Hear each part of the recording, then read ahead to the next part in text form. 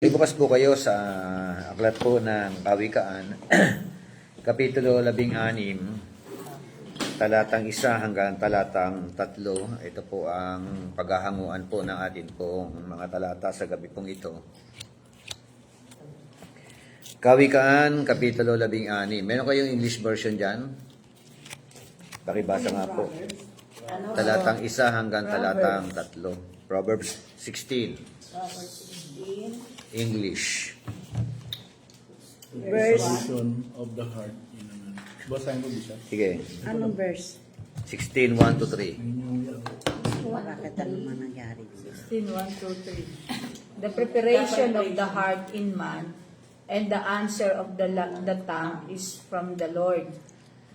All the ways of a man are clean in his own eyes, but the Lord weigheth the spirit.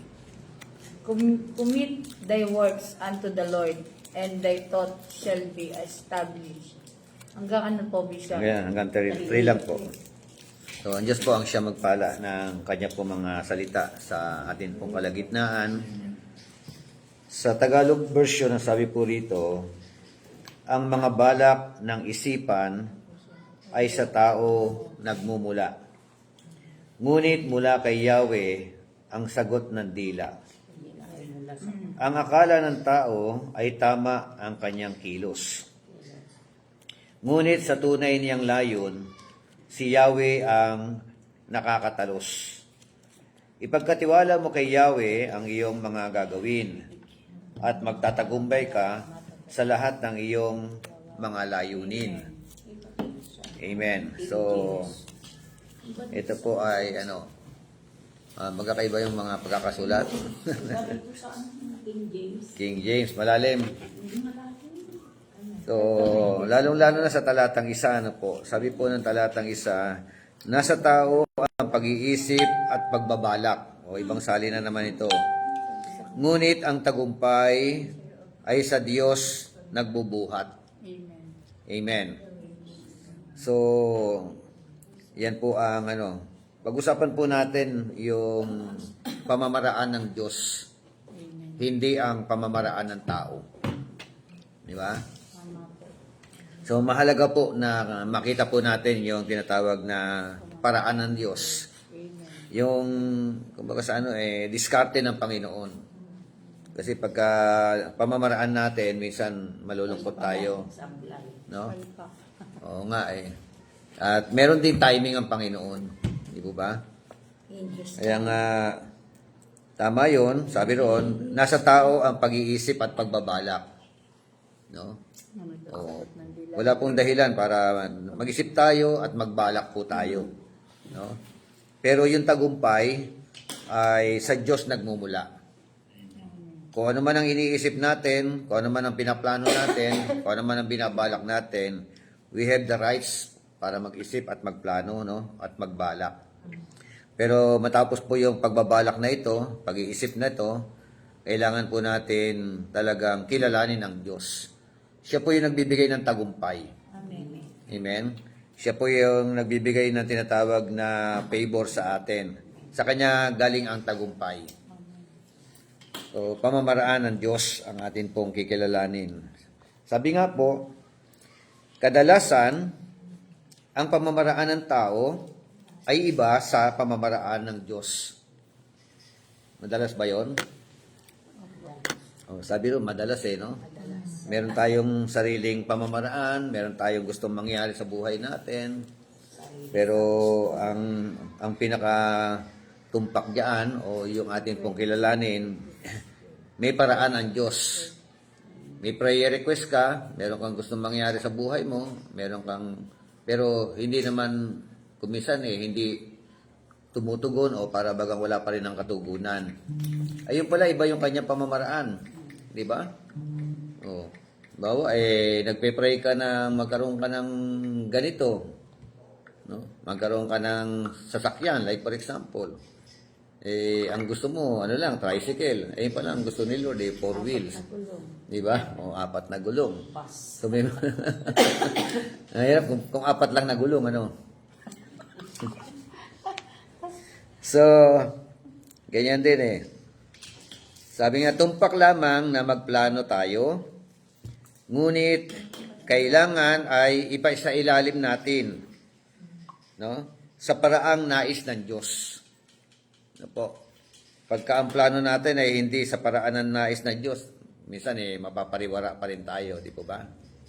Kaya kailangan yung plano natin, i-align natin doon po sa paraan din ng Diyos o naisin din ng ating Panginoon. So, marami na sa tingin natin ay pinakamabuti para sa atin. Tama ba? Ay hindi pala. Di ba? Hindi pala. Meron palang mas mabuti. Pwede ba yan, ano? So, kung minsan ito ay second best lamang o hindi pa. Sino ang higit na nakakaalam ng pinakamabuti para sa kanyang anak? Kundi siya lamang na lumalang sa atin. Amen? So, kaya nga all things work together for good. Amen? Kaya may mga nangyayari sa atin, may mga karanasan tayo, mga mabibigat na karanasan. Di ba? Trials, minsan, mga kaganapan sa buhay po natin, nagaganap sa atin yun. Pero, ito ay may purpose pa rin. Tama yun, no? Merong for good pa rin ng mga nagmamahal sa ating Panginoon Diyos. Kaya tingnan natin beyond. Kung meron mga tayong mga kasiphayuan, di ba? Meron tayong mga karanasan na para baga nakakasakit ng damdamin talaga. Hindi mawawala no? Pero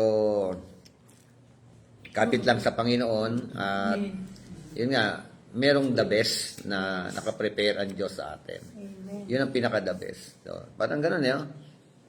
Mabuti para sa iyo yun, di ba? Like for example, tama nga, Pastora Berinya sana yun, mabuti na napunta sa iyo talaga sana yung Kaya pala grocery pinapahabol item. ka ni Bishop. Kaya nga, Parang bago ko pa. instinct niya eh. Nararamdaman mo talaga mabubunod siya. Sabi ko, habol ka. Di ba nagpagtatapaya lang talagang gabi na po. Kaya pala pinapahabol ka. Hindi na ako nilagayala. Nakaraan eh. Kaya pala nag-usap-usap sila nung nabunod pangalan. O may pinagbitigan. So, bigla nagkaroon ng meeting bigla. On the spot bigla kami nagkaroon ng ng Pagkasunduan pagpapasya kasi. Walang rules. Kasi Yun kung na, sino ano mabunod, yun ang sinabi. Yun ang dapat na masunod. Yung unang sinabi nila, kung sino yung mabunod. Kaya nung pangalawang bunot kung siya nabubunot si Chito, na sweets eh. Parang iniisip ni Bishop, parang ikaw na yung magmaano kasi pinapasunod ka na eh. Tapos yung pangalawa, nung sila nagbubunot, sabi niya, ako na ang nagbubunot. Si Chito na ko. Hindi, ang una talaga si Bishop Al. Si Al na naman. Si Bishop Al ang nabunot. Nag-giveaway na siya. Ang swerte Kasi talaga. pangatlo niya na Pakiramdam mo na. No? Swerte yan. Kung kukunin niya uli yun, sabi na, parang unfair naman, puro ako na lang, sabi ni Bishop Al. Oo, nag-give. So, Ang swerte. bigay na lang natin sa iba. Oh, maganda, sabi ko, ganda ng decision mo na yon. Ayun nga. So, Siya nga ayun. nagpaano siya eh. Sumunod na pangalan. Ariin mong Tuwa Sister Flor kasi sabi ni Bishop, meron ba kayong kilalang nagsisimula sa letter F? Sabi pa niya eh. Oo nga, no? Flor nga. no? Sabi ko nga, felicidad. Oo, Diba? felicidad. Oo, kumangat yung puwit niya. Sino mga iba? Sinisigaw ko, felicidad, felicidad. Baka ikaw na. Pala, Francisco, ano? Ba't apelido niya? Chito, Francisco. Oh. Francisco, Chito. Francisco yung apelido niya. Oo. F yung nakasulat. Kaya, pero ito may pamamaraan ng Diyos at pero mas the best na nakalaan sa inyo. Amen. Wag na natin tanggapin na natin ano lang yan. Ay, ano lang yan. Ariin Kumbaga mo sa ano. kalubihan ng Oo. bagay. Mali mo may bas, May May higit. halaga sa Oo. iyo yun. May pumamaraan. May din higit ng na Lord pamasko sa iyo ang makarating Panginoon, doon. di ba? Kaya nga, kailangan Ganito- sinama ko na ganito Ako na ganun yung eh. ano sa ano eh. Malawak yung ano ko eh. Ginagawa ng Malawak yung kaisipan ko.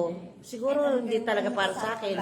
Baka mas may ilalaan si Lord na mas magaling basta. Ayun, oo nga. May nakalaan. Positive thinking lang ito. Yun, God will provide, no? Yun nga, meron. May pamaraan siya. Mas magtiwala tayo sa kapangyarihan ng Lord hindi sa Kayang-kayang doblehin ni Lord yan na Opo. 10 doble. Amen. Di ba? O, di ba, Brother Edner? O, di ba? Kaya, Kung kasi talagang ano lang, inaayos lang yung mga puso talaga natin. Matindi kasi pag-aayos no? Oo, doon Yung masisubok pag-aayos eh. Sinusubok tayo ni Lord doon eh. Kaya nga pagka Are you in alignment with pagka God? yun nga. Diba? Pag napagtagumpayan natin yan, kalmado tayo sa kabila ng ganong mga God will multiply, multiplication yan. Yung blessing niya multiplication. Ito pamamaraan ng Diyos hindi pamamaraan ng tao. Sister Flor, walang nakuha. Si Mahang. Sabi nga, may ilan akong nais na isalaysay tungkol sa ilang anak ng Panginoon na may mga kanya-kanya sariling balak. Ngunit natagpuan nila na lalong higit na maganda ang plano ng Diyos. May mga may kanya-kanya tayo sariling balak no? Bigyan. Katulad ng halimbawa ni Adoniram Hudson, Padala. kung kilala niyo si Adoniram Hudson, ay nagnais na pumunta sa India. Ngunit nang lumaon ay nadaman niya ang antig ng Espiritu Santo sa pagbabago ng destinasyon at nagtungo sa Burma. Nang taong 1812, dumating siya sa Calcutta kasama ng ilang mga misyonero. Ito ay panahon ng tag-init. Nag-aalab ang kanyang puso na maipahayag ang tungkol sa Panginoon. Ngunit ganoon na lamang ang kanilang panlulumo. Nang makatanggap sila ng utos sa pamahalaan ng Britain o Britanya na magsibalik sila sa Amerika. Mabigat ang puso. Ang mga misyonerong ito ay umurong at natagpuan nila ang kanilang sarili sa isla sa Pransya. Dumadalangin at hindi maunawaan kung bakit nasasarahan sa kanila ang napakalawak na bansa. Hindi sila pinanghinaan ng loob na inaakalang pagsubok. Kaya't muling ipinasya bumalik sa India at nakarating sila sa Madras. Muli ay nakatanggap sila ng utos na lisanin ang bansa. Wala silang nagawa kundi lumisan at sila ay napadpad sa Rangoon. Ito ay itinuturing ni Hudson na lugar na kanya ng pagmimisyonan. Naging maliwanag kay Hudson na hindi siya pinahintulutan ng Espiritu Santo na makapasok sa India sapagkat ibibigay sa kanya ng Diyos ang Burma. At ito nga ay kanyang pinanghawakan. Dito ay nagkaroon siya ng pakikipag-ugnay sa halos 30,000 mamamayan. Naging isa siyang pagpapala at kinilala ng mga taga-Burma bilang mga ngaral ng salita ng Diyos. Ganoon din ang naranasan ni David Livingstone. 2 tao na, Sino yung una? Si Adoniram Hudson. Siya po yung missionary sa Burma. Ngayon si David Livingstone. Nang siya ay 12 taon pa lamang, nakabasa siya ng panawagan na kailangan ang manggagawa sa China. Noon ay mag-aaral pa lamang siya ng medisina. Inilagay niya sa kanyang puso na pagkatapos ay magme-medical missionary siya sa China. Nang siya ay nakatapos at nakapaghanda na, biglang nagkaroon ng digmaan. Ito ang tinatawag na Opium War.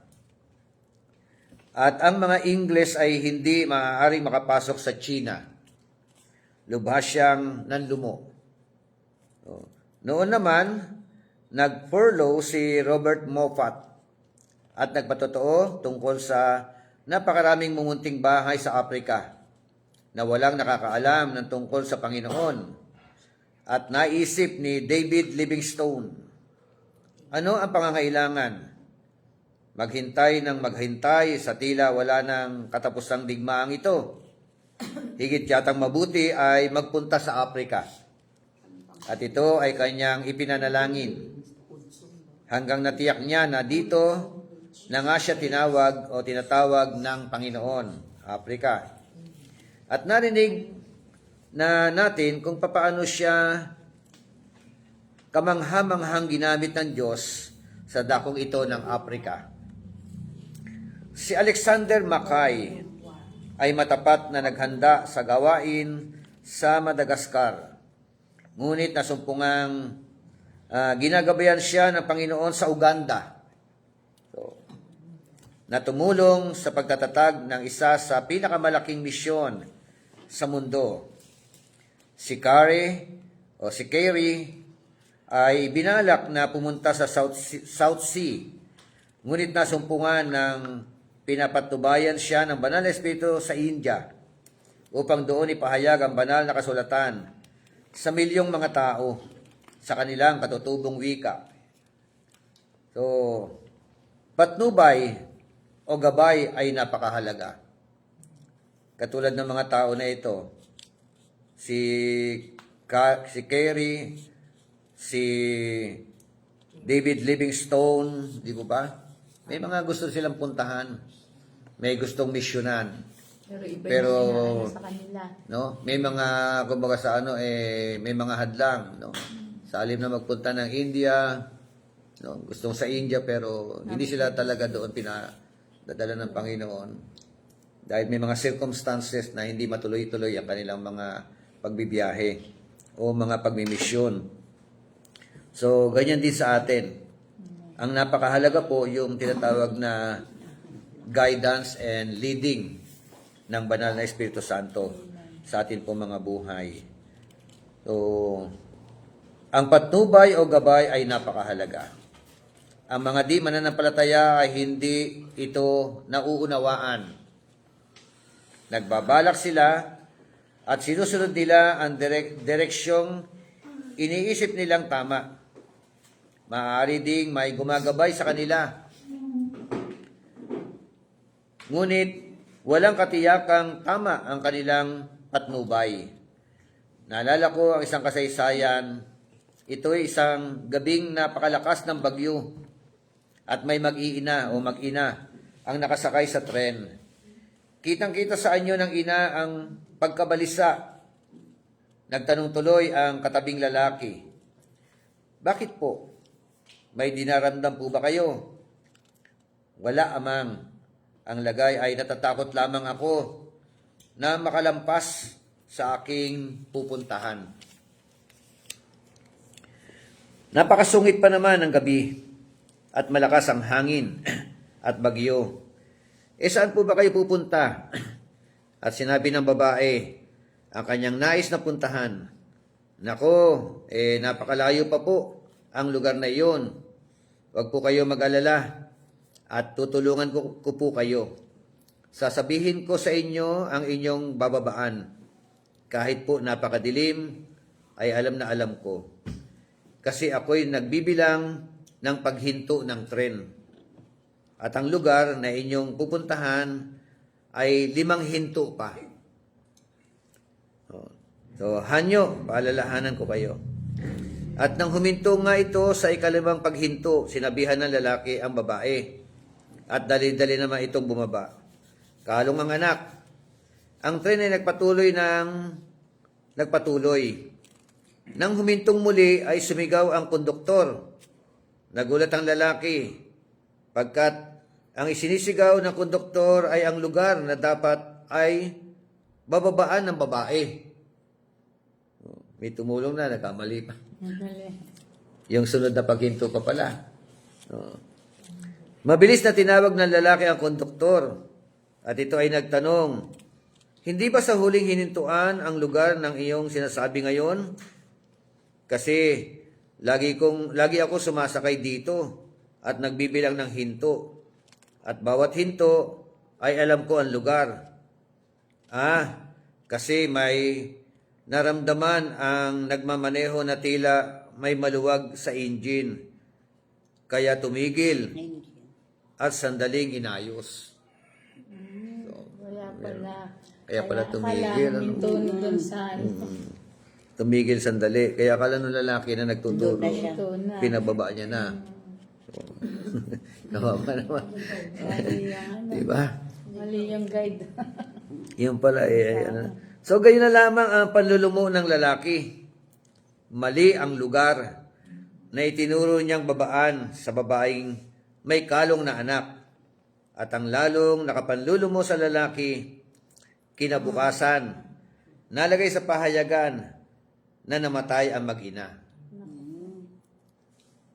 Mag-ina na nagkamali Konsensya niya. ng kanilang binabaan dahil sa maling gabay na kanyang ibinigay. Ilan kaya ang napapahantong sa kapahamakan dahil sa maling patnubay na naibibigay sa kanila. So lumapit tayo sa Panginoon sapagkat siya ay hindi nagkakamali at alam ang pinakamabuti para sa atin. Amen. May plano ang tao. Ang tao nagpaplano. Tao nagbabalak. Pero ang Diyos po ang siya nagbibigay ng kadagumpayan. Amen. So, nagmagandang loob na yung lalaki, no? Tapos hindi ayos pa. Kasi, kwentado niya ang mga paghinto, eh. Hindi naman katulad dito, sinasabi, o Bendia, Ayala, di ba sinasabi, no? Eh doon, sinakuna kasi, no? Panahon pa nila Hudson ito, eh. Panahon pa nung, ano. Kaya pala huminto, may nasira. Akala naman doon na yun. So, Panglibang hinto daw kasi. Kaya nga, ulit, no? Tingnan natin yung paraan ng Panginoon. Ang mga balak ng isipan ay sa tao nagmumula. Ngunit mula kay Yahweh ang sagot ng dila. Yan ang sabi ng Tagalog version. Ang akala ng tao ay tama ang kanyang kilos. Ngunit sa tunay niyang layon, si Yahweh ang nakakatalos. Amen? Si Lord ang At ang pinakamaganda sa talatang 3, ipagkatiwala mo kay Yahweh ang iyong mga gagawin at magtatagumpay ka sa lahat ng iyong mga layunin. Amen? Amen. Pag ipinagkatiwala mo sa Panginoon yan, siyempre, ang ipagkakatiwala mo, yung mga mabubuting bagay. At ang Diyos ang siyang magbibigay ng tinatawag na katagumpayan. So, ang Diyos po ang siya magpala ng kanyang salita sa ating pong kalagitnaan sa gabi pong ito. Ganun din po sa bawat isa po sa atin. No? Tingnan natin ang paraan ng Panginoon. Kasi ang paraan ng Diyos ay the best. Amen. Di ba?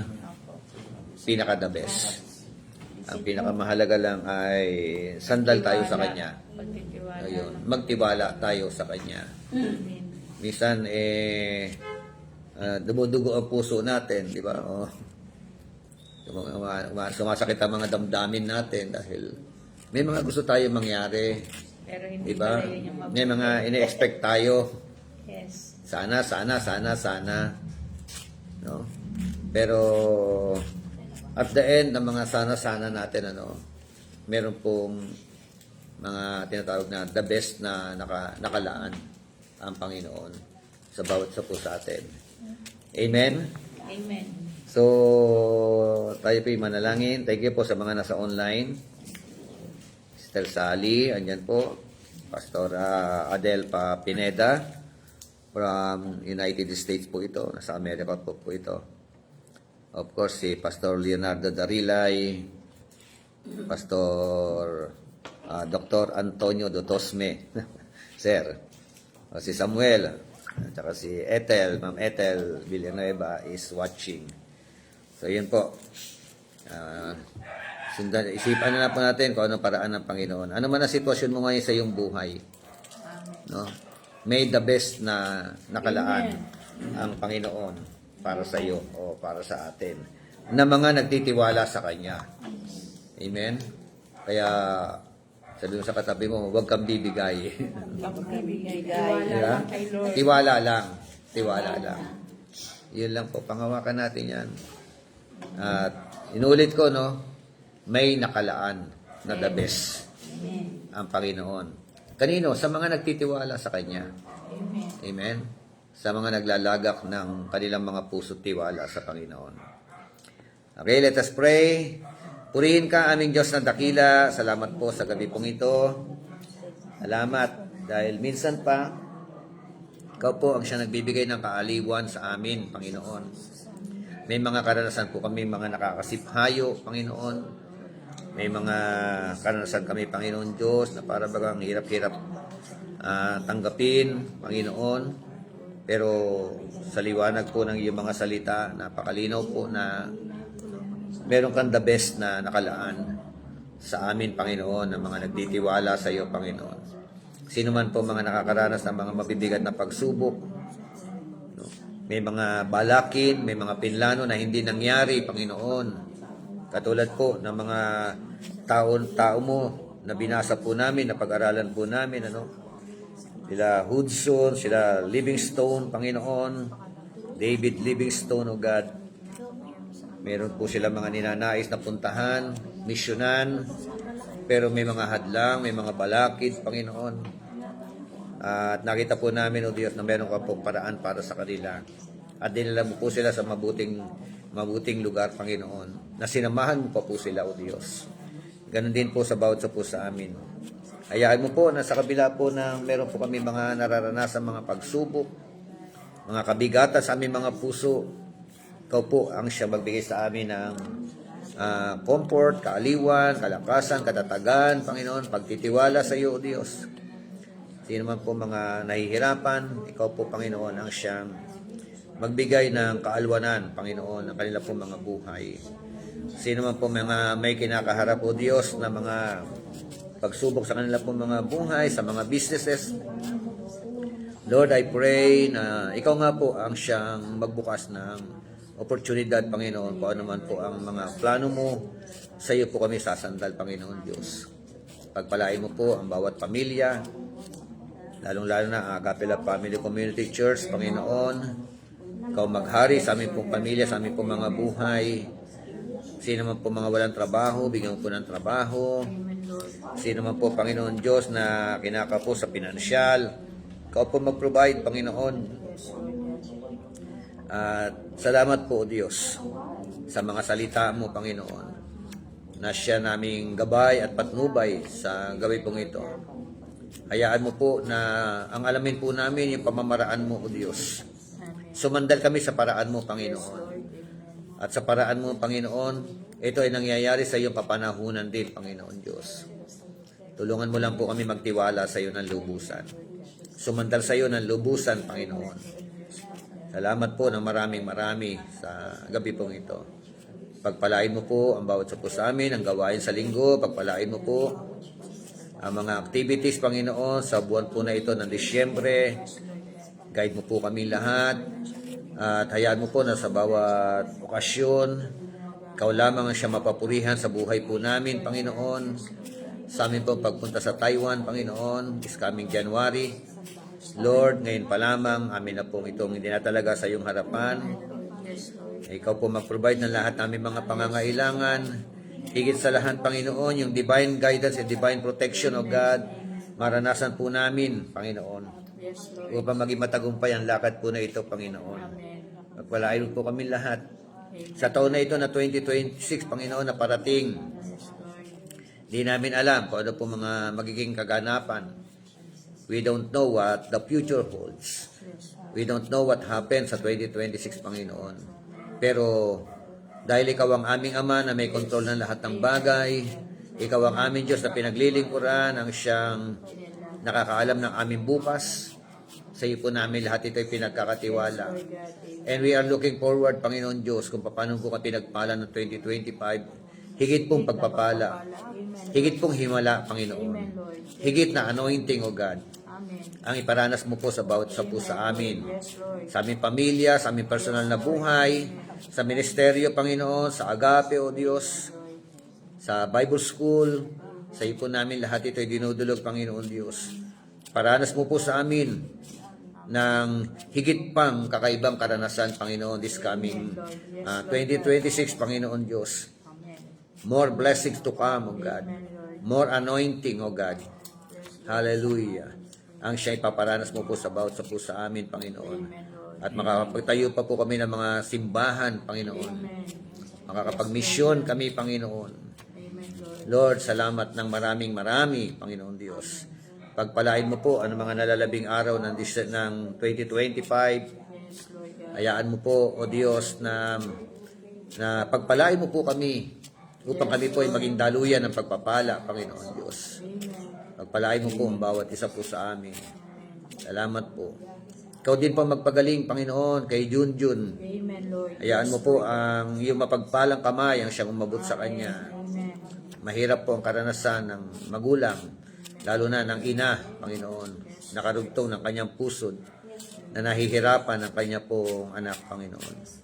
Sa iyo po pinagkakatiwala ang pamilya na ito, ng pamilya Di Maano, Panginoon. Yes, Lord. Amen. Hayaan mo po, O Diyos, na ang gabay mo at patnubay ay sumakanila, Panginoon Lord Diyos. God. Palain mo po sila. Amen, Lord. Palain mo po kami lahat, Panginoon Diyos. Amen. Hayaan mo po ang bawat pamilya po namin, lalo tigit sa taon na ito, Panginoon, na darating ay sama-sama po kami maglilingkod sa iyo, Panginoon. Amen, Lord. Yes, Lord God. Abutin mo po ang bawat pamilya namin, miyembro na aming pamilya, Panginoon. Amen, Lord. Hayaan mo po na sila man ay makaranas, Panginoon, ng iyo pong kabutihan. Sila man ay magnasa na maglingkod sa iyo, Panginoon. Yung mga kapatid namin na dinadaing ang kanila pong mga mahal sa buhay, Lord, walang bagay na imposible sa iyo. Amen, Lord God. Alam po namin, Panginoon, kung paano inabot mo kami, kaya mo rin po silang abutin, Panginoon Diyos. Pagpalain mo po. Sino man po mga mahal namin sa buhay na may mga ubo, may mga sakit, Lord, we pray, Father God. Lord. Iunat mo po mapagpala mo kamay para sa kanila. Amen, Lord. Kalakasan, kagalingan, galing sa iyo, pagkaloob mo po, Panginoon. Proteksyonan mo po aming mga kapatid na nagmamaneho, Panginoon. Ingatan mo po sa kanila po mga pagdadrive, Panginoon, pagmamaneho. Ikaw ang siyang may taas at mapapurihan.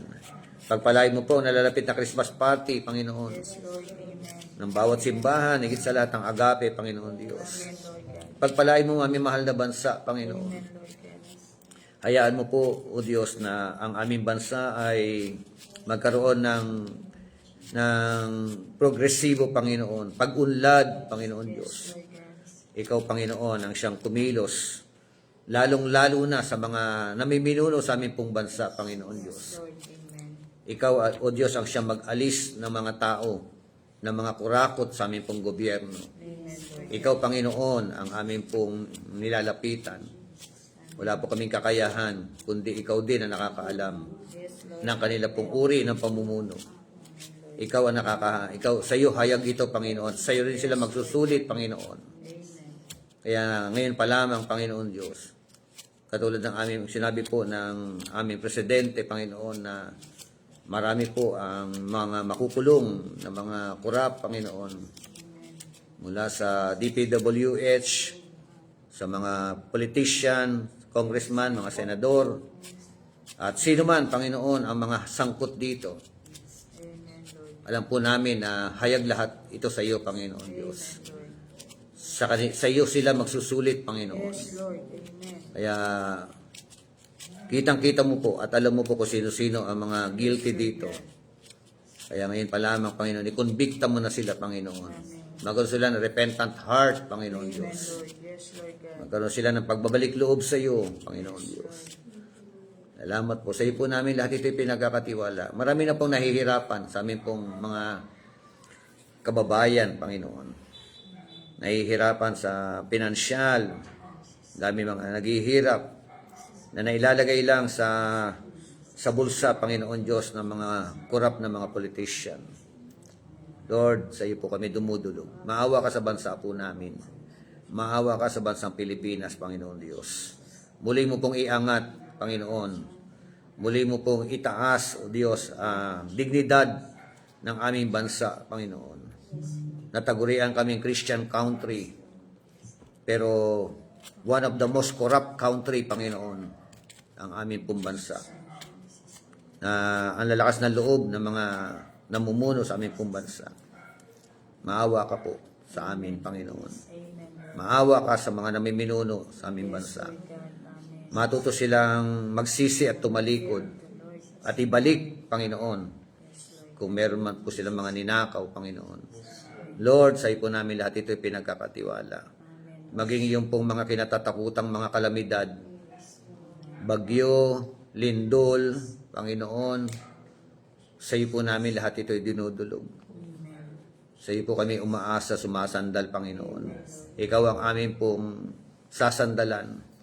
At dahil nasa iyo kami, Panginoon, kami po ay naniniwala na nasa safe place kami, Panginoon Diyos.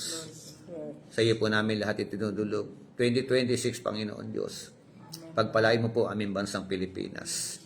Salamat po ng maraming sa bawat isa po sa amin. Thank you so much, Lord. Baguhin mo po kami lahat at ikaw ang maghari sa buhay po namin. Sa iyo po namin lahat pinagkakatiwala ang mga aktibidades po namin, Panginoon. Thank you so much. At ibinabalik po namin sa iyo, Panginoon Diyos, ang mga prayer request na ito. At inangkin namin, O Diyos, na dahil diyan magiging matagumpay po ang bawat sa po sa amin. At ang katugunan ay inakin na po namin dahil sineselyuhan po namin ito ng mga pangako mo po. Ayon po sa iyong mga salita. Amen. Katulad na sinabi mo sa Jeremiah 33 verse 3, tumawag ka sa akin, kayo sa akin, tutugunin kita at ako'y magpapakita ng mga dakilang bagay na hindi ninyo nangauunawaan. Amen. Walang bagay na imposible sa iyo, Panginoon Diyos. Kaya yun po ang aming magagawa, ang manalangin, magtiwala, abutin ka, Ang Diyos na lahat. lapitan ka, dulugan ka, Panginoon, dahil ikaw ay nakikinig. And it shall come to pass before they call, I will answer. And while they are yet speaking, I will hear. Amen. Thank you so much for these wonderful promises, Amen. Panginoon Diyos, na kiniklaim namin, O God, Amen, Lord. na nariyan ka.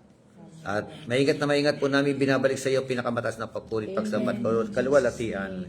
In Jesus' mighty name we pray. Amen. Amen and amen and amen. God bless po. May check si ano tayo. Tinatanong ko may venue na. Dito. Sagutin mo nga to, may venue na ba? Saan? Monday? Sabi niya, Pastora, may napili na